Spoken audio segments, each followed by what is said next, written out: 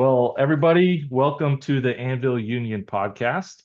As always, I'm your host, Chris. Today we have an awesome episode. With us, we have Owen Ogletree. He's a really cool beer newsletter author. He's the author of some articles in the Beer Connoisseur magazine.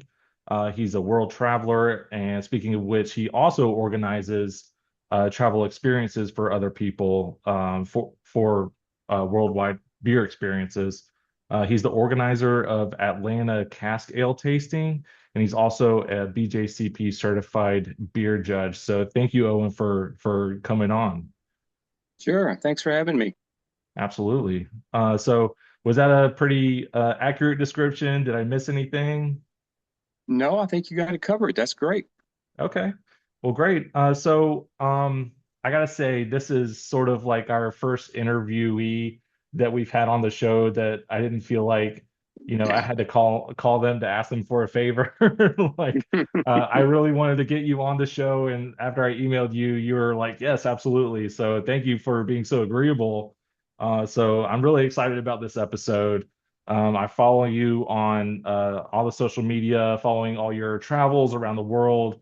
The experiences that you set up for people is just, super cool. One day I hope to be on one of those experiences myself, Well, because, always welcome. Yeah.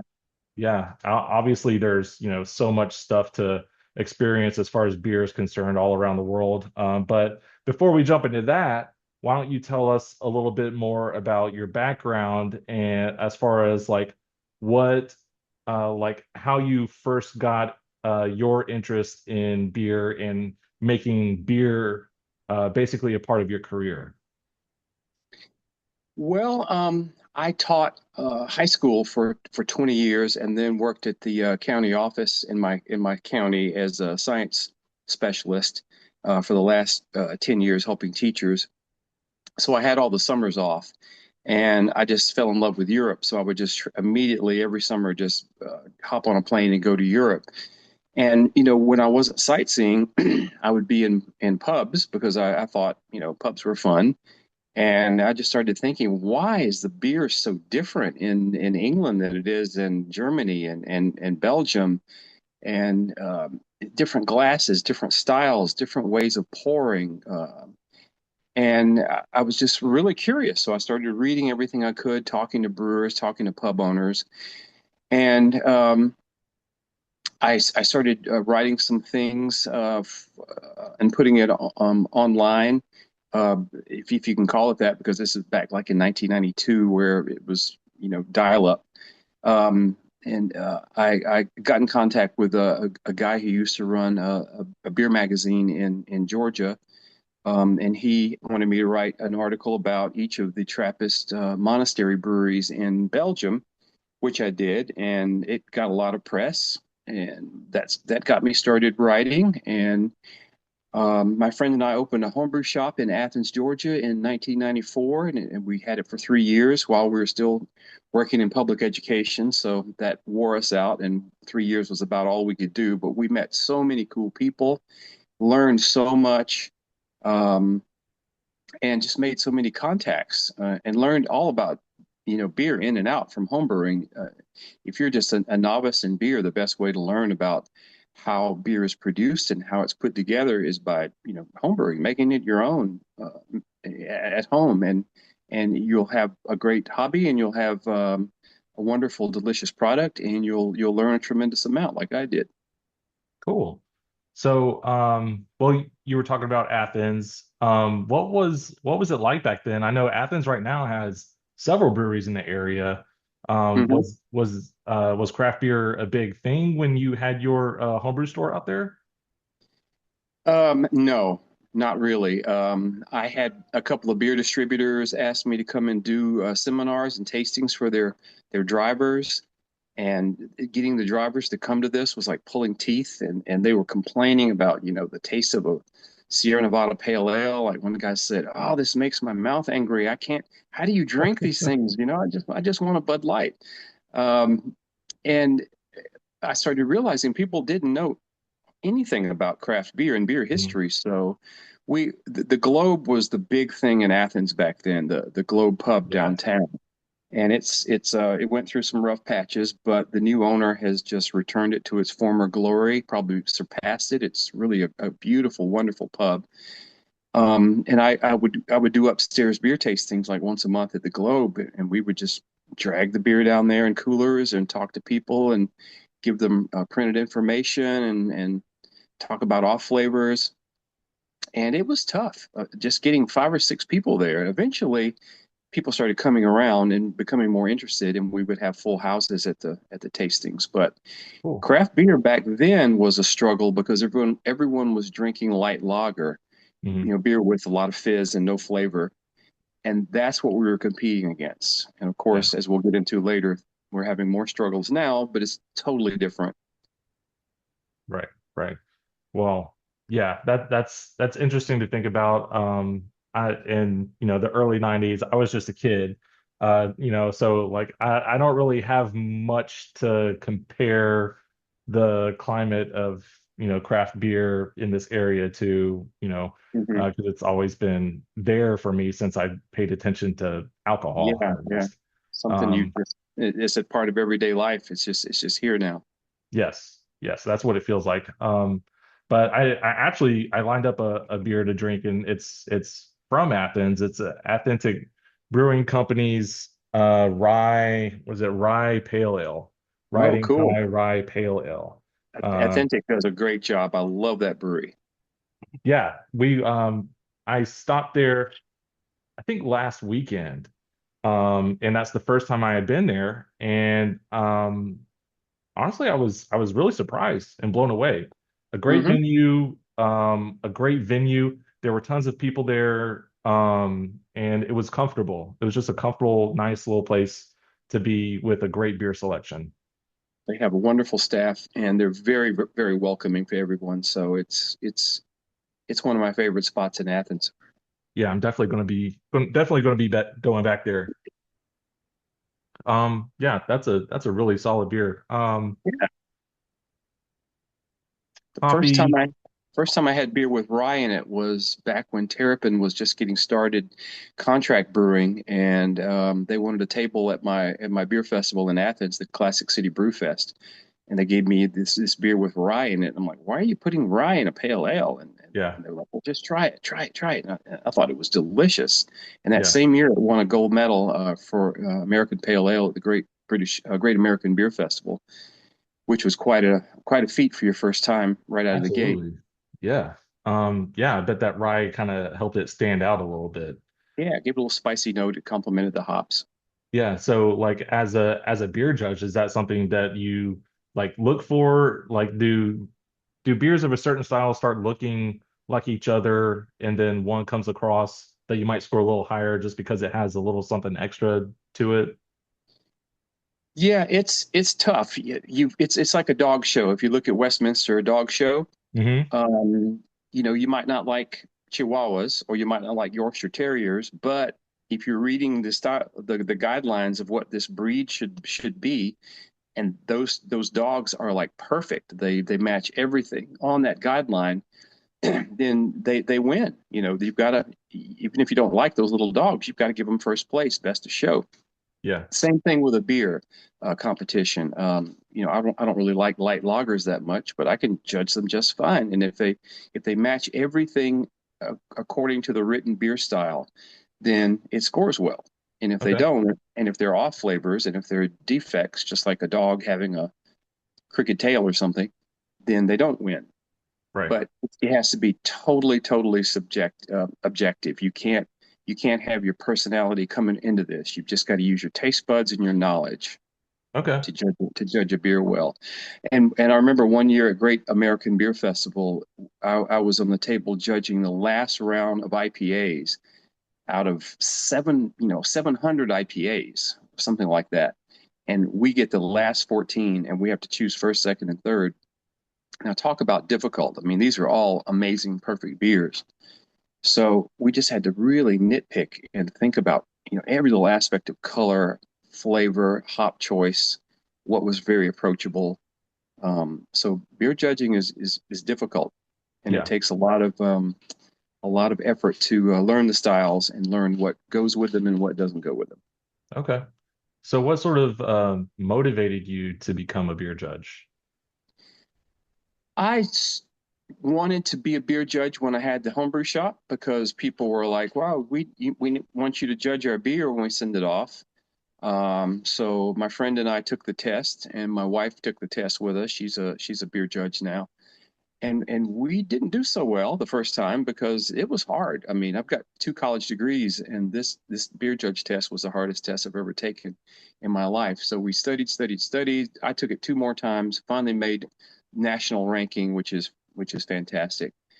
Um, and once you're at that point, I started schmoozing with the guys at the Great American Beer Festival. Let me come judge. I started talking to the guys who run the Great British Beer Festival in London, which is no more, unfortunately, to let me come judge. And I've judged beer competitions all over the world now in Wow. South Africa, Alaska, England, Belgium, United States, Yeah. and I it's imagine it's fun.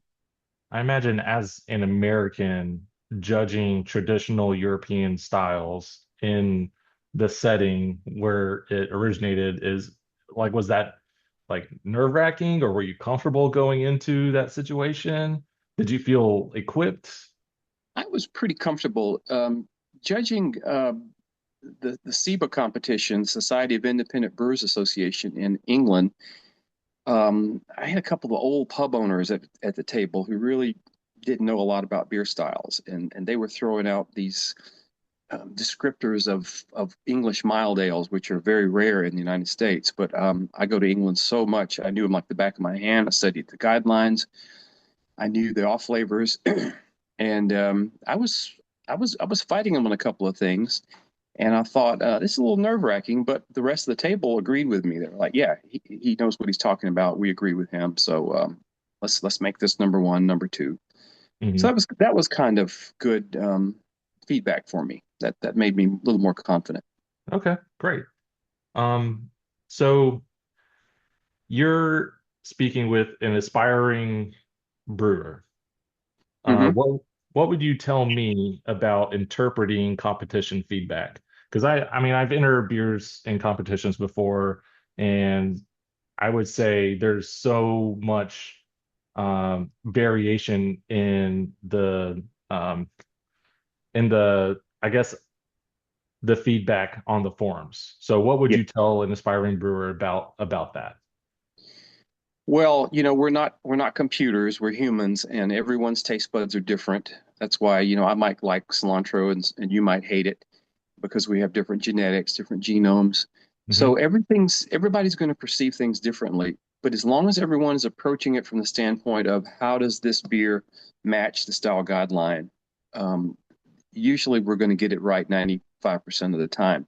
And that's why you can't judge a beer by yourself. You've got to have at least two or three people because someone's going to pick up something that the other two people didn't. Hmm. And discussion will follow, and you'll have to come to a compromise and come to a mutual decision on the beer. So you might get three judge sheets that are, one of them is very different, but the other two are a little more similar. And that's the reason why we do it. It's all just a matter of averaging and Yeah. working together. Would you say it's definitely not a matter of ignoring the outlier though, because if if if you're trying to mass produce, or not mass produce, but if you're trying to go commercial, you have lots of different people trying Hmm. your beer, and you don't want to ignore the one outlier because those Right. those people with those that are sensitive to those flaws are going to be in your brewery trying the beer too. Yeah, yeah. For example, diacetyl is the butterscotch, artificial corn, sorry, butter flavor Hmm. in beer, and that's not appropriate in many, many beer styles. And 10% of the population can't detect diacetyl in any level or form. So I would say if you want to be a beer judge, you need to be able to detect diacetyl and all the off flavors. But again, everyone's palate is quite different. Yeah. And flipping it around to the brewers, the best brewers by far get the feedback and they go, interesting. I'm going to see what I can do about this. This is good feedback. I don't agree with this one guy, but I'm going to look into this more, do some research, and figure out how to make the beer a little more perfect, a little more clean. The brewers who don't benefit are the ones who get it and just crumple it up and toss it in the trash can. Say these people don't know what they're talking about, because that's not true. If they're judging a competition, they're going to know something, Hmm. and all feedback is good feedback. Absolutely. Hmm. Absolutely agree.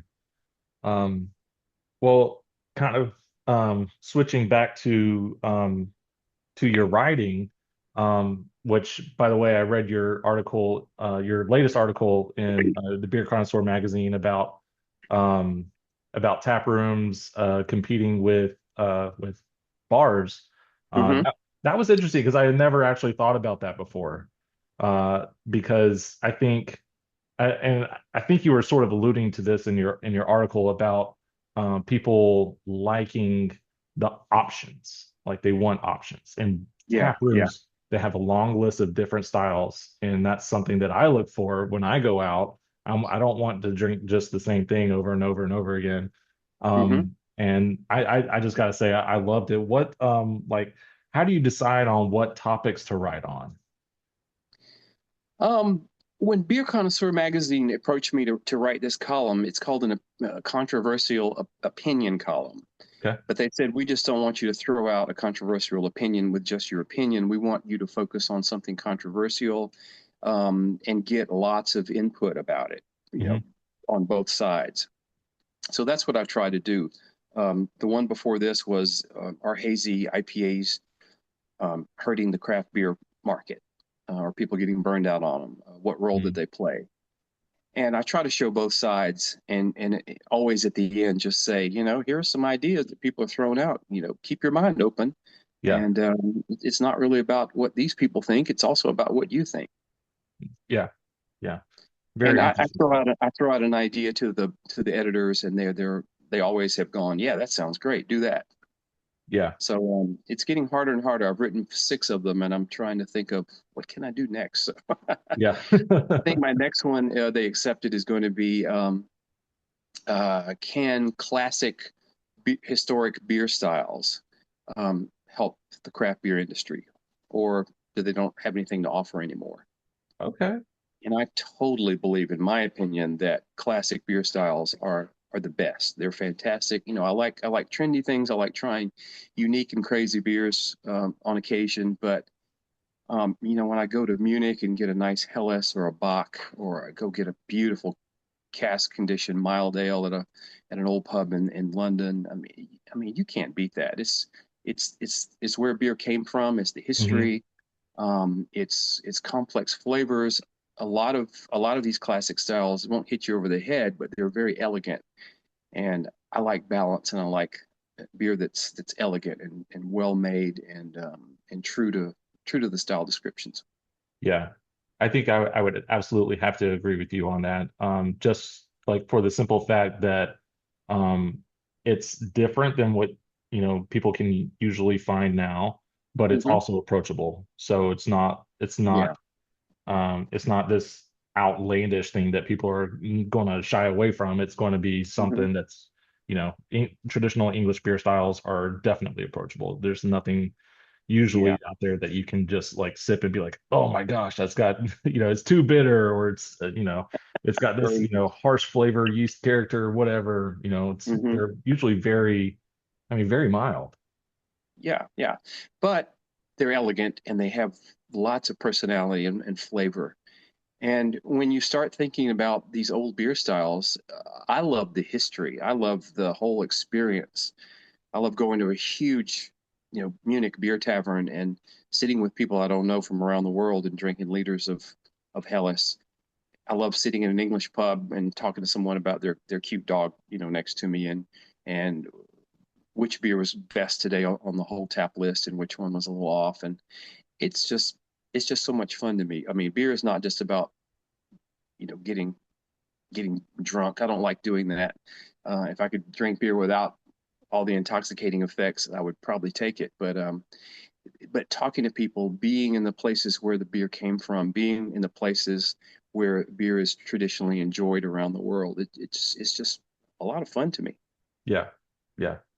Um, what what story that you have researched and written about has been the most memorable to you? Um, I got invited by the monks at St. Sixtus Abbey in Belgium. They make the Westvleteren beers, which are the Westvleteren 12 is typically at the top of every body's list around the world as the best beer in the world or near the top.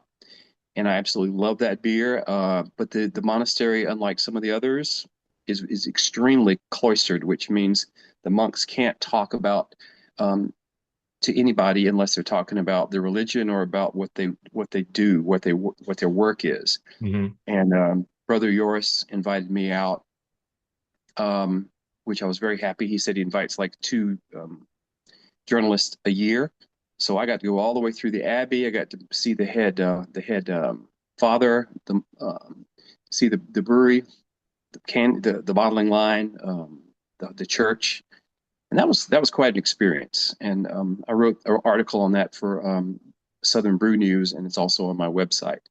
Yeah. If you go to brewtopia.info and search for West Flateren Brother Yoris, it'll pop right up, and you can check it out. But that was a tremendous experience, and I'll never forget the greatest story he told me. I said, "Well, how do you know that God approves of you making beer, an intoxicating beverage?" And he goes, "Oh, and I can tell you right away that God approves of what we're doing." He said, "One day our 1961 bottling line broke, and we could not figure out what was wrong. No bottles for 2 days. We all prayed every night, please send us help, help us figure this out." And the next day there was a knock on the abbey door. It was a monk from another abbey in, I think, the Netherlands or somewhere. And he said, "I love your monastery. I love your beer. I want to be a part of this." And Brother Yoris said, "Well, what did you do in your former life?" And he goes, "Oh, I'm a mechanical engineer. I can fix anything." And Brother Yoris was like, "Come with me." And he said he had the bottling line fixed in like an hour. So they Hmm. that guy's still at the monastery. He's much older now, but I thought that was a really great story. That's awesome. Yeah.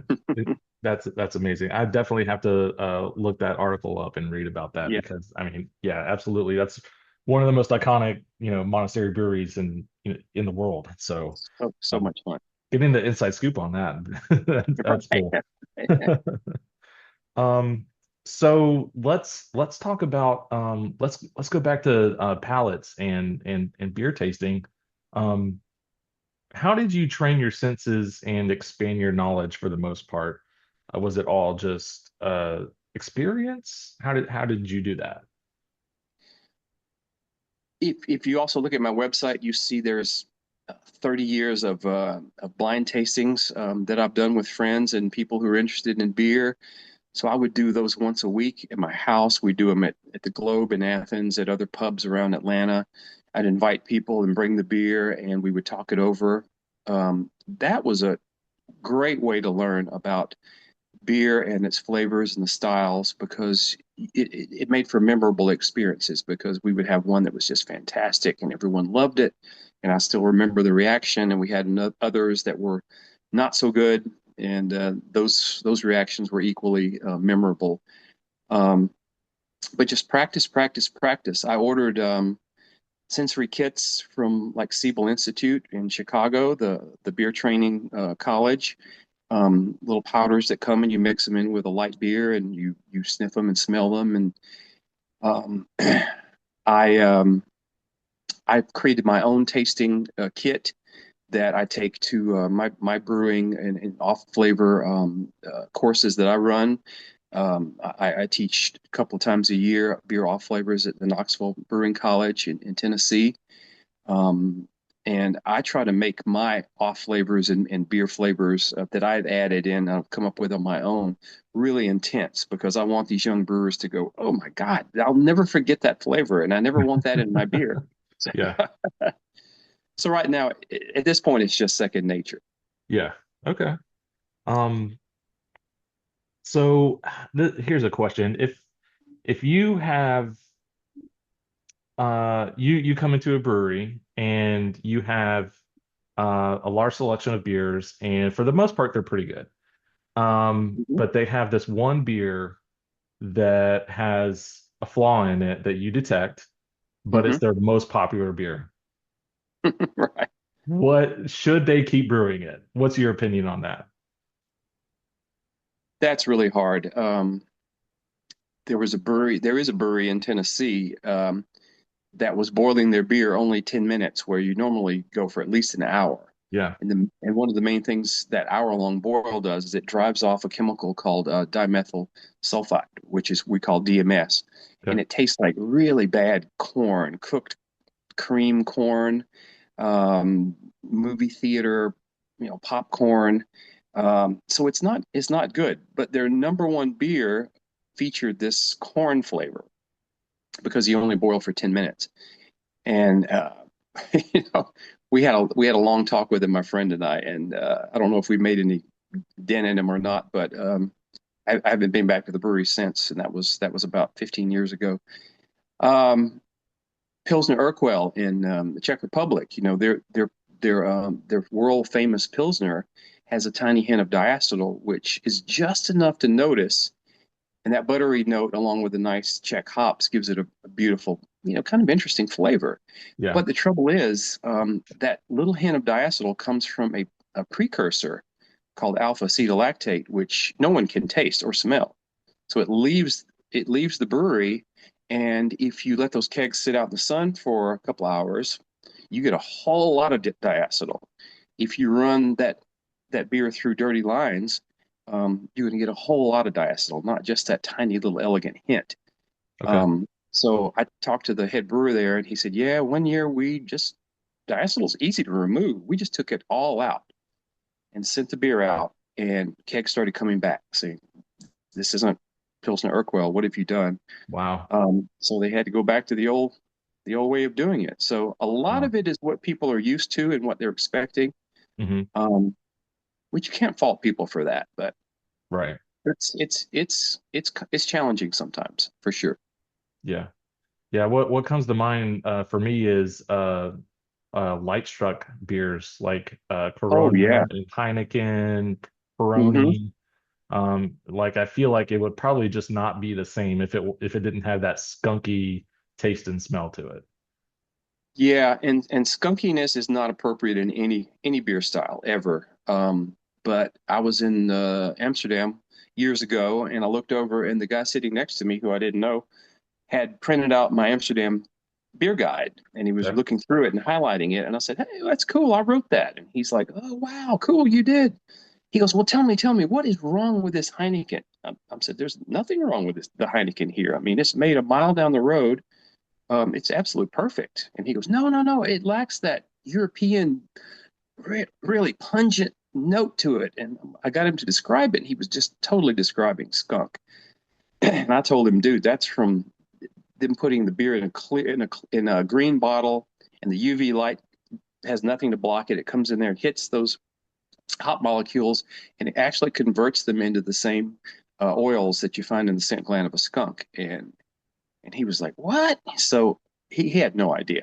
So Yeah. I don't know if he still loves skunky Heineken or not, but Yeah. um, I tried. I Right? I mean, it's one of those things where the R&D department has to know, and it's just Oh, they do, yeah.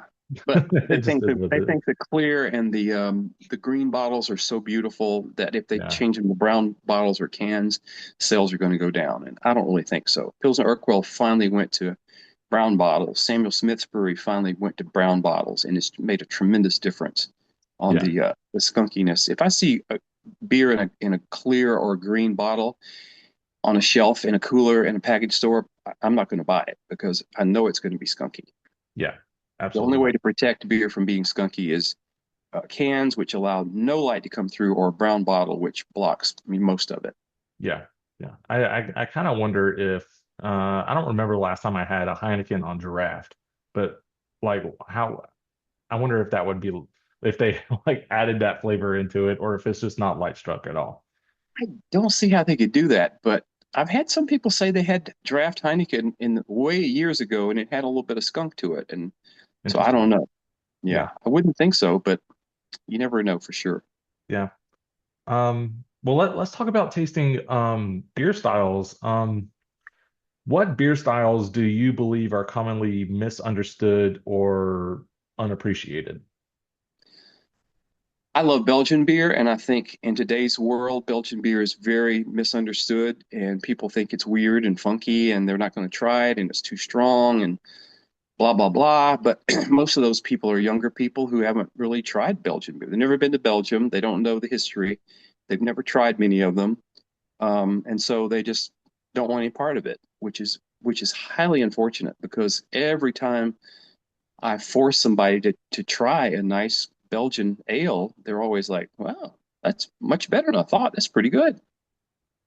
So I think Belgian beers are very misunderstood. I think English beers are getting a short end of the stick right now as well because people think they're boring and they're old guys drinks and they Yeah. don't have any they don't have any flavor and they taste old and stale.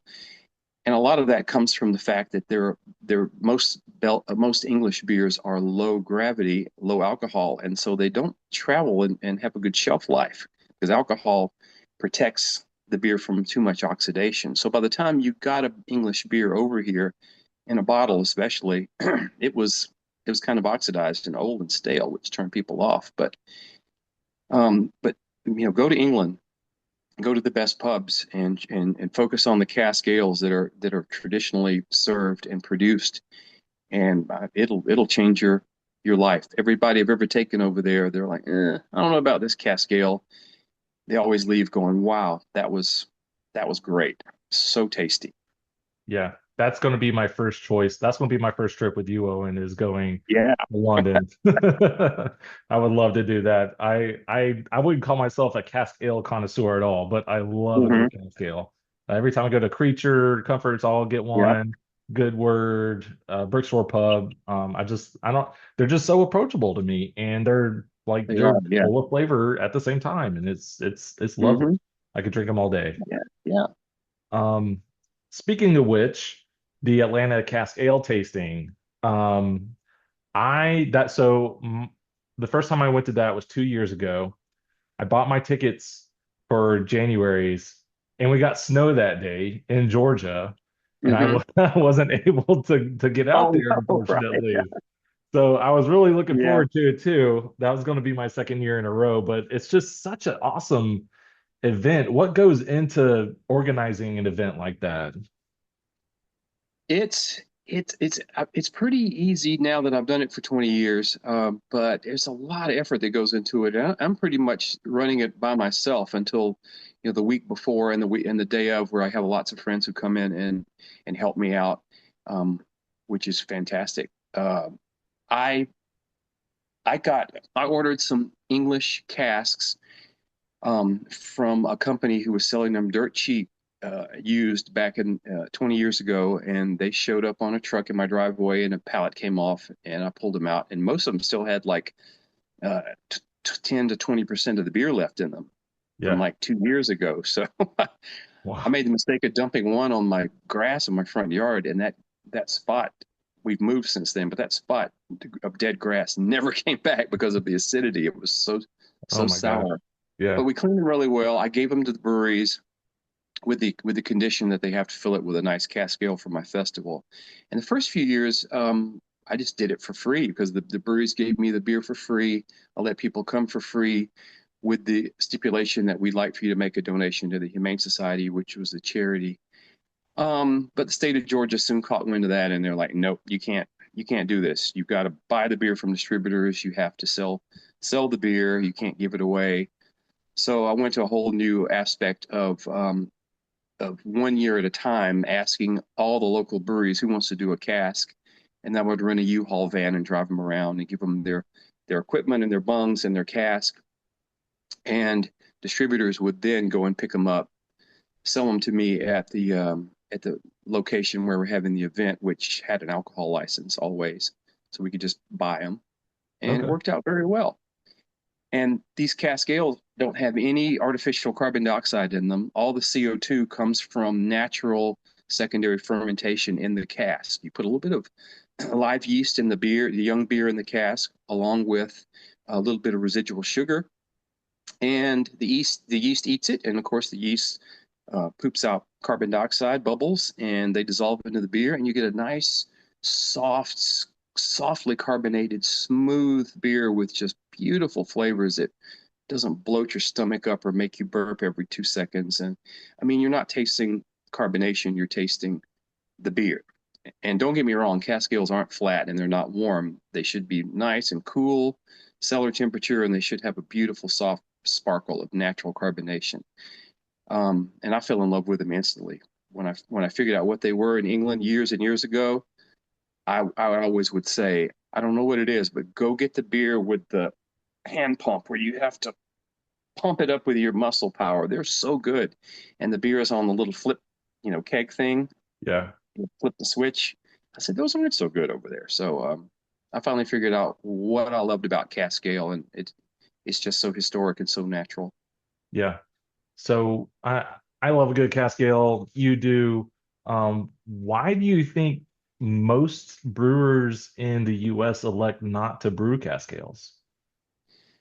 They take a lot of effort to do properly, to get the carbonation right. You don't want a cask to explode the bungs out, but you don't want to have a flat beer. Um, they take a huge amount of education for the staff and for the patrons, because you've got someone showing up and there's this cask hand pump behind the bar, and they don't know what that is, and they're not going to ask what that is, and they don't care.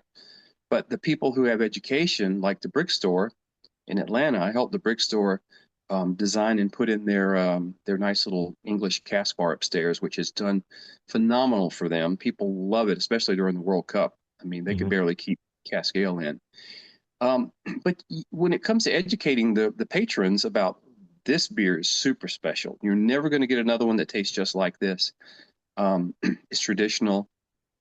Give them a little sip, talk about the process, and then most of the time, everyone's going to order a pint, and and they're going to realize that this is really good. So it just takes a lot of effort, and the people who do it really well. Like Hogshead Brewery in Denver, those guys, cask ales are just killer. They're fantastic. Sierra Nevada, when they do cask and send them to brick store, they're so good. Three Hmm. Taverns in Atlanta, Decatur, they know how to make great cask ale. Creature Comforts in Athens, they're really good at it. They like cask ale at Creature Comfort so much they actually got a caskerator, a little unit, Hmm. the digital, you know, um, uh, cooler on there, and the hand pump installed in the top. And they have a steady group of people who come in and ask, what's on cast today? Yeah. I wasn't aware that Three Taverns had one as well. That's awesome. I gotta get down there Well, more. they don't at the breweries, but they supply a lot of casks to brick store Oh, okay. They which is just right don't down serve the it out of street. their tap room. But they Okay. usually don't have it unless it's a special event. Good Word in Duluth makes fantastic cask ale as well. I mean, Todd, the head brewer there, loves cask ale just as much as I do. Yeah. Yeah. Well, I mean, yeah, that kind of explains why most people don't elect. And then, Hmm. do you see like have you seen a change in um taste in the like preferences in the US for cask ale? And do you see cask ale becoming more popular in the future? When I first started the Cask Ale Festival, it was hard. People that had no clue what it was, and it was hard getting people to come, even though it was free. But a lot of times, the free beer aspect got people there, Yeah. and then they were hooked. Um, but it's it was really popular about 10 years ago. It seemed like everyone was doing cask ale. People were asking me, weekly for tips and where do you get your cask? Where do you get your supplies? And then suddenly people just lost interest in it, especially during COVID. And now it's still very low, but I see the interest rising again. I've talked in my general area here. South Main Brewery now has a cask on. Creature Comforts now has a cask on. Um, so that's pretty good. Normaltown Brewery in Athens also. I just hooked him up with a used cask and a caskerator, so he's going to get that going at Normaltown. Cool. So I think things are coming back. Yeah, that's awesome. Yeah, Eric And does some great things down there. oh yeah, I just he's love great. his beer. Yeah. He's a Um, good guy. And after 20 years of doing the Atlanta Cask Ale Tasting, my wife and I have pretty much decided that we need to give up the reins and let somebody else do it. So I'm talking with a really great brewery in the Atlanta area right now to maybe do it at their large brewery and tap room. He's okay. very interested. He's always loved the event. Um, but if anyone in the audience is super organized and interested and has a lot of friends who would be willing to help out, I'll be willing to let you guys take it over. Man, absolutely. I hope Send so me an email. because I loved that event when I was there. It's got to continue somehow, some Yeah, way. We got to make it it's happen. my favorite event, but oh my God, it takes like 6 months out of my life. So Oh wow. yeah, Yeah. it's a lot. Yeah, I can imagine. Maybe, after I'm run up and running, maybe a year or two after that, I can, if everyone wants to come to Winder, we we can do it there. But we got to figure out how that's Yeah, going yeah. to happen. Um, so let's talk about traveling if you have more time. Yeah, I don't sure. want to. Okay. So your travel experiences that you mentioned that you have traveled a lot, England, Belgium, Germany, Hmm. and then you create these experiences for people where you take them, on a trip. Can you want to sort of describe like what that looks like? Yeah. When I had the homebrew store with my friend, we couldn't get high gravity beer in Georgia because we had a 6% alcohol cap. Hmm. So it means that we couldn't get Chimay, we couldn't get Box, we couldn't get barley wines, we couldn't get all the really cool imperial stouts, double IPAs, illegal in Georgia. So one summer, which was a horrible time to do it, but in July, August, we loaded up a 15 passenger van with a dozen folks from the store, and we drove to New Orleans, which Louisiana doesn't have alcohol laws to speak of, so they can do pretty much whatever they want. And it was a lot of people's first time to try, strong Belgian ales and barley wines and imperial stouts and all the strong beers, and people were just blown away. And so they wanted to do this every year. So I was doing a New Orleans trip every year, and then Terrapin came up one year and said, "Hey, we had a great year. We want to take 20 of the employees to Belgium, and we want you to take us." So I organized a whole best of Belgium trip for Terrapin, and it went over extremely well. The next year they wanted to do it again, except go to England, and that's my jam right there. So after several years of doing that for Terrapin, I opened it up to the general public, and it just kind of snowballed from there. I Yeah. have about 120 people who are pretty much regulars. I can't take 100 people somewhere. Usually it's 30 people, but um, I just put up Argentina a couple of weeks ago, and it sold out in like 2 days. And I've got Wow. a waiting list of about 8 people now, so I didn't expect that to happen. Yeah. But but my people like going to different spots and unique places. So I've taken people to South Africa, New Zealand. You're thinking Argentina. Argentina has craft beer. Argentina has great craft beer. And Okay. one of my best friends owns a pub just outside of Buenos Aires, and he is the only Latin American pub to have cask ale. And I even got him the cask mark certification plaque Wow. from the UK because I came out and did the analysis at one of his cask ale festivals. Um, so he's famous in England now because he's got people coming from England to his pub saying, "Hey, we've always wanted to check out Argentina, and we want to have cask ale and Fuller's London Pride, and at your pub." And so Argentina is really fun. And What luckily, my pub owner friend is really good at asado. He's great about grilling meat. So the next day after his cask ale festival, he invites my whole crew out, and he makes beef asado for us, which is pretty tasty.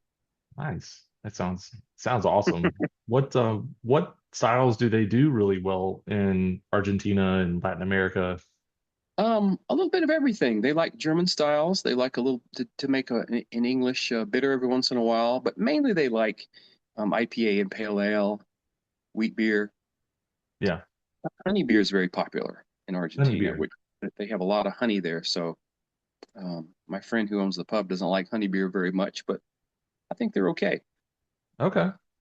And So it's so funny if you go to Argentina and ask for an IPA, they don't know what you're talking about. But if they call it IPA, and IPA. and if you ask for an American Pale Ale, they call it APA. So Oh. so it took a That's while to get funny. used to, but it's funny. Yeah. Oh man. Well, what okay, so if I'm new to craft beer and I want to experience it more and I'm just starting out, like what would be a good destination for me, would you say?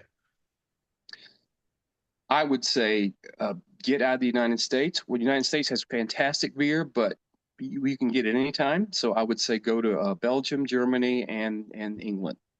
Okay. You're going to get three totally different beer experiences. Each of them are going to be fantastic. Um, so I mean, obviously your clients experience more than just the beer, right? They experience culture, which I feel like is Yeah, probably a hook for a lot of them, right?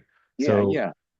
like for your international trips, and let's just say Europe, Belgium, Germany, UK, like what are some of the beer like traditions that you find that are sort of unique to each area?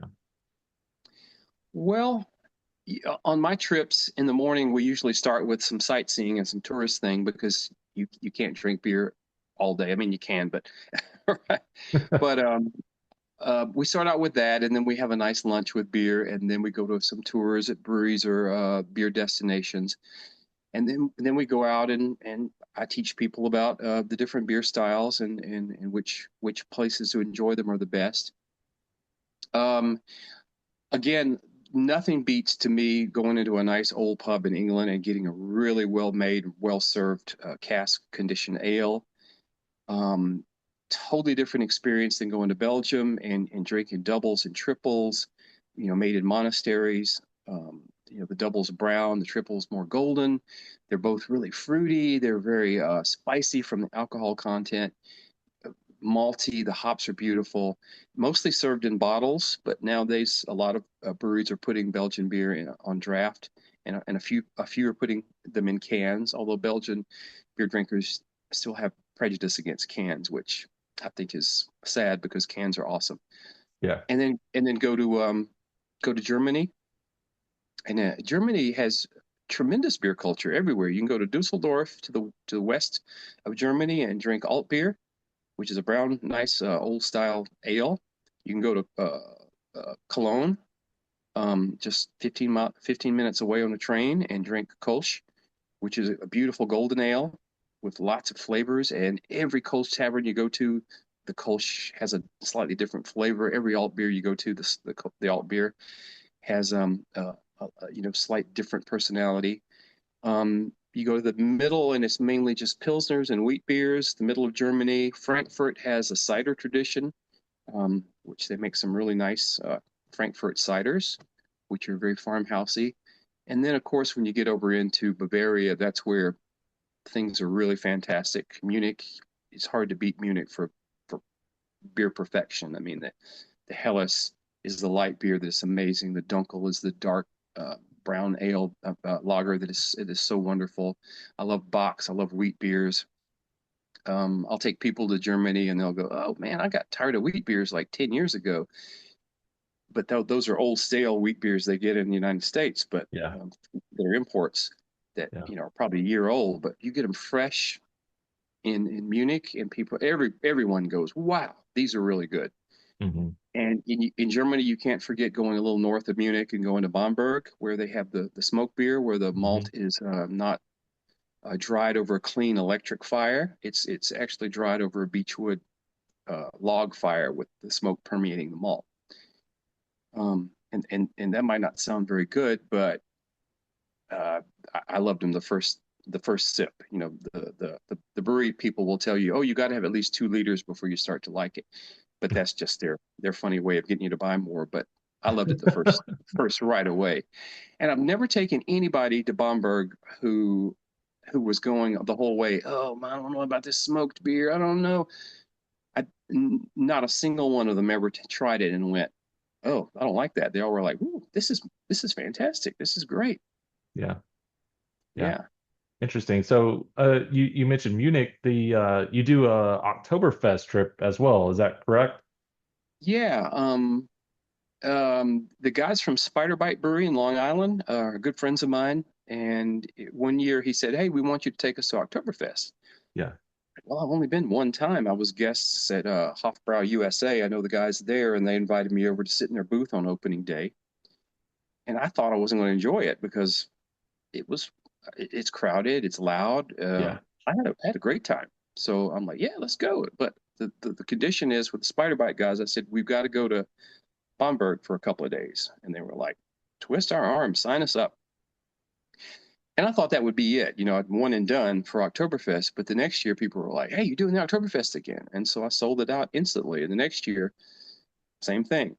So it's just, I'm going to keep it going as long as I can get at least, I've got 29 people going this year, which is a lot, but as long Yeah. as I can get at least 18, I'll still take people. And I'm grandfathered in now on booth reservations at Oktoberfest and Two Tents, They got a and they're chair two with of your my name favorite. on it. Yeah. They're two of my favorite tents. So Okay. um, I don't really have to work hard for it. I can go on and just tell them how many people I have, how many tables I need, and they send me. Here you go, right here. They send me the little FedEx package from Germany that has vouchers in it and our table reservation, and we're Oh good to man, go. I'm going to change my name to Owen Ogletree so I get the treatment. uh, so Another cool thing I want to mention real fast is I just took a group to the Tour de Gueuze in Belgium, which lambics. Gueuze are the sour ales, Mhm. which are very different from our kettle soured beers that you get in pubs and breweries in the United States. The ones in Belgium are just really much more intensely flavored and more complicated and more complex. And they have a whole weekend there where all the lambic facilities around Brussels open up their doors, and a lot of them have carnivals and food trucks. And so it was like pulling teeth, but I got 6 people signed up. And I'm Okay. like, I don't care if I have 6 people, I'm going. And Yeah. everyone, we had the best time. It was so nice. A few people ate a few tums, but it was worth it. Oh, I bet trying to balance that pH in your stomach, Mm. man. Oh yeah, right. I was at the Belgians in the Garden Festival, was that a week ago, I think, and Yeah. that was Beaumont. amazing. My first time there, I met JR, the brewer over at Bull Monk, and Hmm. he was showcasing some amazing lambics. He had a peach lambic that was Yeah, just, I yeah. mean, out of this world. I loved it. JR at Bull Monk is one of my favorites. He's just doing such a good job, and we've had the Cask Ale Festival there the past several years, Mhm. and it worked out very well. Yeah, the venue is amazing. Yeah. I had such a good time there. Hmm. And And when I've when really people come when to people sorry, when people ask him when he was getting started with Bull Monk, what's your flagship beer going to be? And he told them a triple, a Belgian triple. yeah, They were like, "Are you insane? That's not going to be your flagship beer." And it's his number one, usually his number one selling beer, still to this day. in the heart of Atlanta, that's amazing. I love Yeah, that. right. uh, I agree. yeah, it was such a great experience being there. And I gotta say, I love lambics. You know, a good farmhouse ale, I'm all about it. Hmm. But Owen, I gotta confess, I'm one of those young people that you were talking about earlier that are not into Trappist beers. Oh Um, no. but I try them and I feel like I can appreciate them, but they're not my I guess they're not my go-to styles. Hmm. But when I was there, I had to buy a beer, so I bought their quad Yeah, Indominus. So I haven't cracked that one open yet, but I will maybe later tonight. Um, really good. yeah. But You can taste about 50 different things in that beer. It is so complex. okay, I'm looking forward to it then. Maybe Yeah. you can turn me around. I don't Okay. know. And go out and get to a package store and get a fresh bottle of Westmalle Double and a fresh bottle of Westmalle Triple, Okay. and get them about 55 degrees, and get a big goblet glass with some Munster cheese, uh, aged Gouda, and Okay. the crackers, and just sit down and try the double first, the triple second, and they grow on you really fast. They're so Okay. good. Okay. I'll just have to do that then. I gotta get into it because I can't be the only one that's wrong about Trappist beers. Right, right. And I've had so Um, many younger drinkers say, "Oh, and I just don't go to breweries much anymore because um, I'm just tired of hazy, juicy IPA and kettle sour beer." And I'm like, "Well, breweries have more than that, right. and you just got to try them." And they're, "Well, I don't know what any of those are." And they're, "Well, that's the fun of it, you know. Yeah. Try them and Yeah. see. Get a flight. That's why they do flights." Exactly. We've got these cool things now where we can Yeah, Google right. anything and look up the history behind it all Uh-huh. and become a expert in a minute. Right. Maybe Yep. we're not an Owen Ogletree, but we can kind of like figure out what the history is basically. And I feel like that's one thing that really draws me to craft beer, especially the traditional styles, is finding out the history behind it all. These Yeah. monk breweries that have been using the same strain of yeast for hundreds and hundreds of years. Hmm.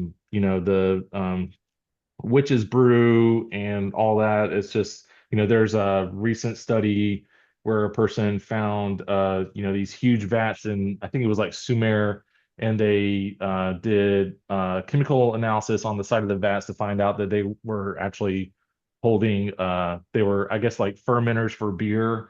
But Hmm. this was like before people thought that beer was like mass produced. Oh yeah, yeah. um, I find that stuff extremely interesting. There was an article, I forget who wrote about it, but there was an article about a journal that they found from George Washington, Hmm. and he had written down a recipe for ale, and it was like a molasses ale or whatever. And I was thinking about brewing it, but I wasn't Molasses. really into into the He made recipe. molasses beer. He made spruce beer with spruce tips, uh, corn beer, corn beer. I mean, he George Washington loved his beer, Yeah, yeah.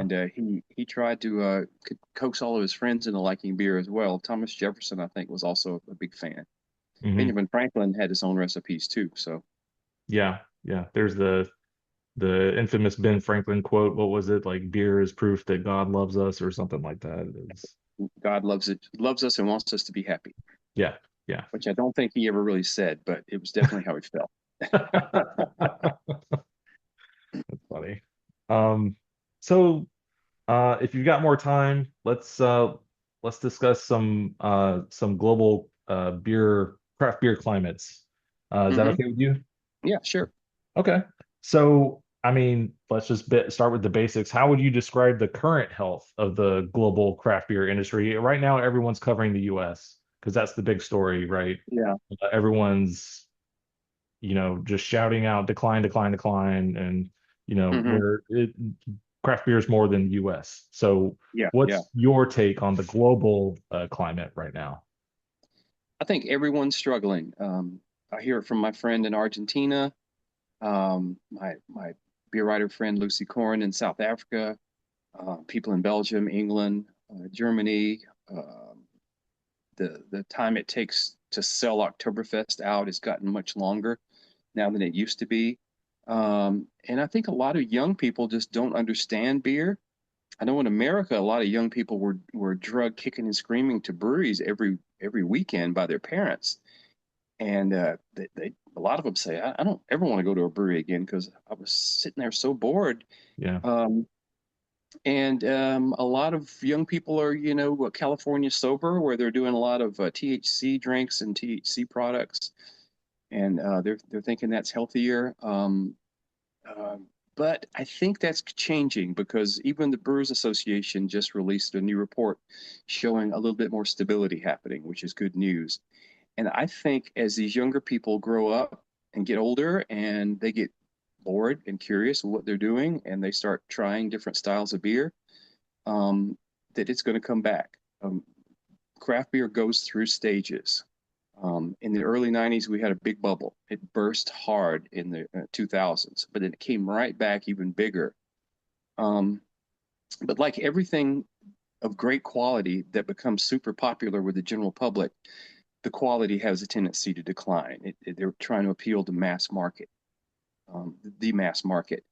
Um, so I'm looking forward to when things get back to classic styles and people start being curious about beer again, especially younger people. There's still no problem with people in their 40s and 50s and 60s. We still love a good Bock or English bitter or West Coast style IPA. But I think we got to get these young people on board. And beer in moderation is actually pretty good for you. A brewery can't say that without getting fined, but I can say that Mhm. because it has micronutrients in that we don't get from any other food source. It helps with kidney stones. It helps with your mood. It helps with depression. You're out drinking a craft beer with friends and supporting each other and having fun and laughing and talking. Um, and I don't think really beer in moderation is going to give you a beer belly or make you ill. Everyone's different. So if you have a problem with alcohol, of course, stay away. You know yourself, you know your body. But for most people, if you're doing it in moderation, it's actually it's actually not bad for you. It's got so many good qualities and good nutrients. Um, you can't say that about a seltzer. Seltzer is just carbonated water with some flavoring added to it. Uh, so I'm seeing things soon returning to normal. My wife and I were just in the Netherlands, and we went to Amsterdam and The Hague. We'd never been to The Hague before, and went to all the pubs. And you would never tell. This was a Tuesday. You would never tell that beer was in a slump because every place was packed and Mm. people were having balls. So um, I think it's coming back. Yeah, yeah. Do you think this decline that we're currently in started with the worldwide pandemic? Like, did everybody feel that? I think definitely so. Yeah. People just got used to staying at home and not socializing and drinking other things and doing other things other than going out to your pub and to the breweries. And it just got people out of the habit of going and enjoying craft beer. Yeah. Yeah. And I still think brewers need to come out with more variety. And, they're saying, well, the variety doesn't sell very well, but, make a smaller batch. And because people love coming to a brewery and seeing that they have 20 beers on. That's Hmm. fun. It's an experience. Yeah. Um, I mean, there's obviously some I mean, I hate to call them older, but there are breweries in the US that are older, maybe 90s or whatever. Hmm. And then but there's countries out there with breweries that are much, much older. Oh yeah, Um, yeah. and so like do you see those older breweries worldwide that are like, I don't know, I mean, what are the older ones in, 19th century, 18th century? Hmm. Like, are they feeling it too? I mean, do you feel like I think people in those everybody's areas? feeling it. Yeah. Yeah. Weinsteffen Brewery is coming up on their 1,000th anniversary Wow. pretty soon. I think in about 10 years or so. I can't remember the exact date, 8 years. Their sales are down, but they make some of the best beer in the whole world. And a lot of large European breweries have resorted to, oh, well, let's ship further afield. So, we're going to start selling in Argentina and South Africa and Brazil. And um, the good thing is that keeps your profits high. The bad thing is you're making beer travel a long distance, Yeah. and beer is delicate. It doesn't like to travel long distances usually. Yeah. Yeah. So that's just another problem for someone to come up with a solution for, right? Right, right. Yeah. Get creative, guys. Yeah. The one-way Um, key kegs have been very good. The keg where it has very little oxygen in the container. It's got a bladder bag in it. You okay. ship it to Argentina or wherever. They hook it up, drain it, and then the whole thing, you take it apart and goes in the recycle bin. Oh, cool. So Okay. those are really a wonderful invention for um, for having beer travel long distances where you're pretty sure as a brewer you're not going to get your keg back. This Yeah. way you don't worry about it. Yeah. Okay. And that feels like a newer invention as well as like a Hmm. plastic kegs, those PET Yeah. Yep. kegs. Uh-huh. They're Everything they come in, recyclable. yeah, they're amber. So I mean, yeah, I mean, to me it Yeah. seems like a cool idea if it suits Hmm. your needs, right? Not every brewery probably needs those, but No, no, not if you're not shipping long distances. yeah. Um, you ready for some quick fire questions? It can Somewhat. be quick fire questions. Okay. Yeah. So like it can I be got about 5 more one. minutes. Okay, great. So like just one word if you want, or a little bit of explanation is cool, but we're just Okay. gonna just shoot right through them. Okay. All right, first one is most underrated beer in your opinion. Beer style, sorry. Most underrated beer style, in my opinion. Oh, there are so many. Um, right now, I'd have to say English bitter. I love a good English bitter, Yeah. and people just don't understand what they are in America. I was in line at Wild Heaven, and Wild Heaven had a great English bitter on, and she said the lady in front of me was like, "Oh, I don't like hops. What do you have that's not hoppy?" And I said, "Oh, we've got this nice English bitter, which an English bitter is not really hoppy. It's more malty." And he was going to explain to her that, and she cut him off and said, "Oh no, I don't like that. I'll just have an IPA." So it makes no sense. So you're working at this from not enough education, not enough knowledge, not enough experience, and not enough tasting. Yeah. And if you want to turn around craft beer, we have to change people's opinions of that. But I would love to see more people make a nice classic English bitter over here. Yeah. Um, Favorite beer destination currently. Um, UK. I love going to UK and going to all the pubs. Um, a classic style every enthusiast should understand. Um, every enthusiast should understand. I think every enthusiast and beer judge needs to really study German lagers because German lagers are elegant, they're beautiful. A lot of them are very similar, but they have small differences in terms of ABV, hops, um, grain bills, and they're a little difficult to wrap your head around, but they're so worth Yeah. it. A brewery or beer region currently flying under the radar. Um,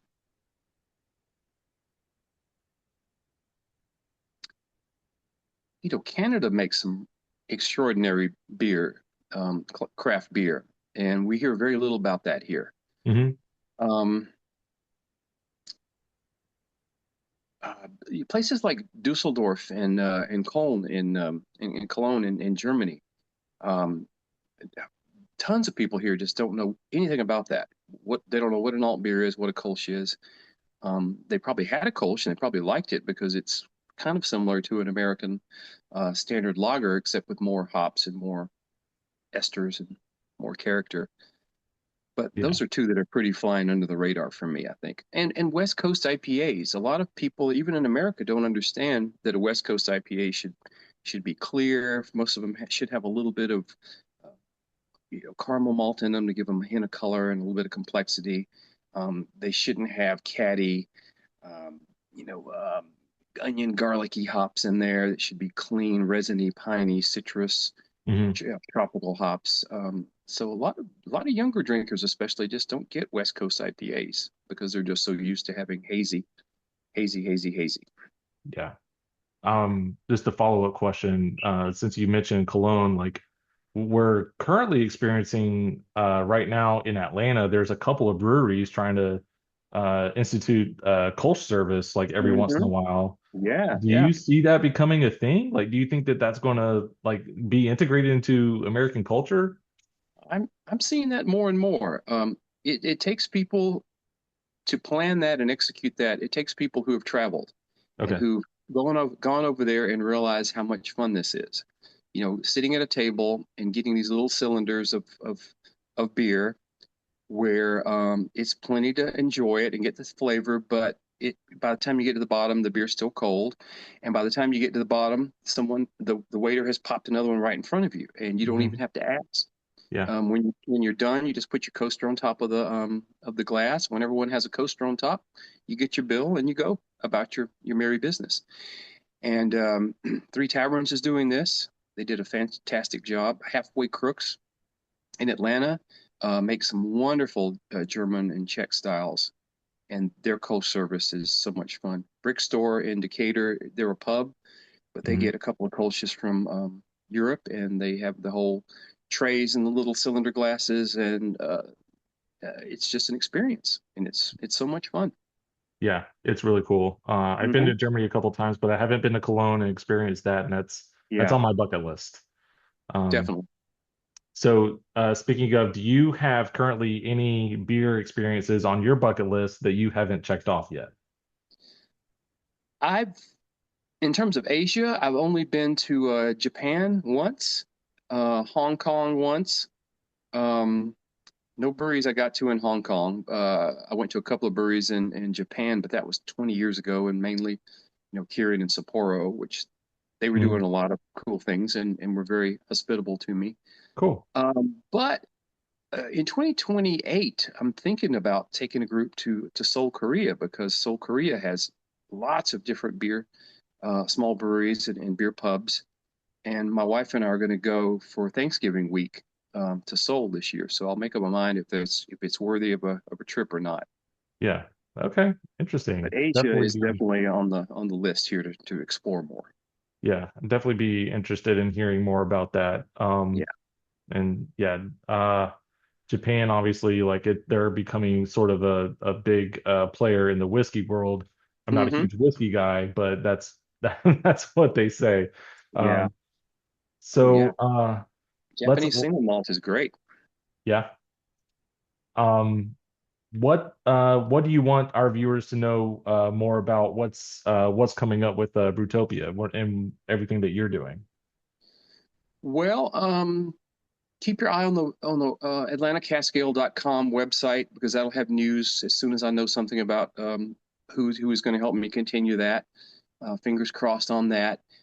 If you go to brewtopia.info and you click the little button at the very top banner that says join a beer trip, it's got all the information about my beer trips up there right now. Everything for 2026 is sold out. I've got one more spot on my England trip coming up in October. If a male wants to come along and room with Phil Farrell, who's the awesome head brewer at Stillfire in Swanee and Smyrna, and Feels soon to be awesome. Tucker. Yeah. He's a great roommate. If you want to room with Phil, he'd be glad to have you. But I got one spot there. The Oktoberfest is sold out. Um, I'm taking a group to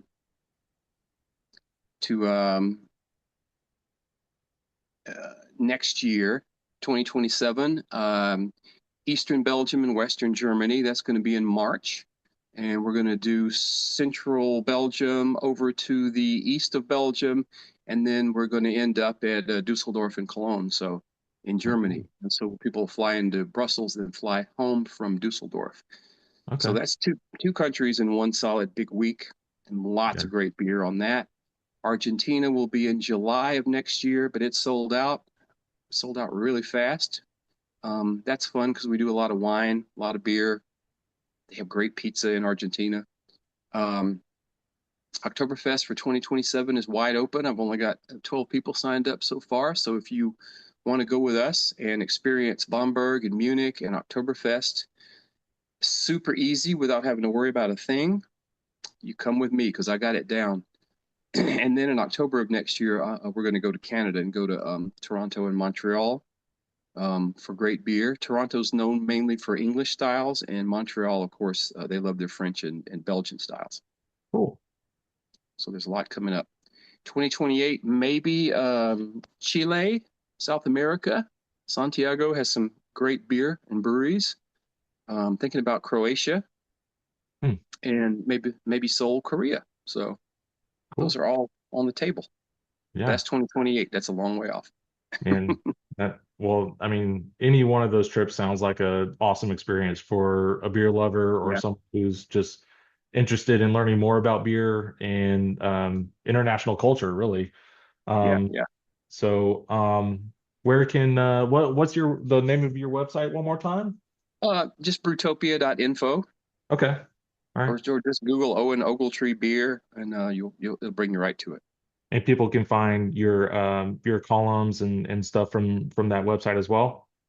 Um, Everything that I do with Southern Brew News, I put on my website as well as a backup. Beer Connoisseur, I've written a ton for them. You'll have to go to beerconnoisseur.com and search my name over in the search box, and it'll show you all the different 100 articles I've written for them. Um, I've written for everybody. Celebrator Beer News, All About Beer Magazine, uh, Rate Beer. So it's all out there online if you want to go and look at some really old deep dives. Cool. Well, I'm sure they're still relevant today. Owen, thank you so much. This Sure. really meant the world to me having you on here and learning so much about you and craft beer and the worldwide beer styles. It's been really super for me. So I just want to say I really really appreciate it. Thanks for being on here. No problem. Thanks for having me. Good to talk to you. Absolutely. Yeah, you too. We've got the for our followers, we have let's see, today is July 25th. This will be on at a later date, obviously, but by then we will be probably close to having our zoning permit in for the brewery Hmm. to be able to do start working on other permits. It's you get one Great. permit in order to get to another permit, Hmm. and our zoning permit should be they've either given us a yay or a nay. So in order to find that answer, just get on our social media, Anvil Union Brewing, and Okay. follow us there. We've got merch ready, our t-shirts. We've got flight boards, actually, if you like to pour your own beers at the house and have a nice little flight board of Mhm. different beers, like we sell those as well. We've got our memberships where you get our personal newsletter, and then you also get access. There's another membership that we have on our Patreon, our Earn Your Pint Club. Earn Your Pint Club is all about teaching people how to have their craft beer and also maintain their fitness and their health. So that's really, we're really pushing that. That's what we're all about here. For more information on that, check out our Patreon. And of course, if you like this episode, give us a like and subscribe and find us on Yeah. social media. Yeah. Keep me posted on the brewery. I'm looking forward to it. Absolutely. Yes, we'll do, Owen. Maybe we can have you on at, some other time. I would love that. I Okay. really Yeah. enjoyed this conversation. Thanks again. Yep. All right. You have a good one, Owen. Cheers. Cheers. Thank you.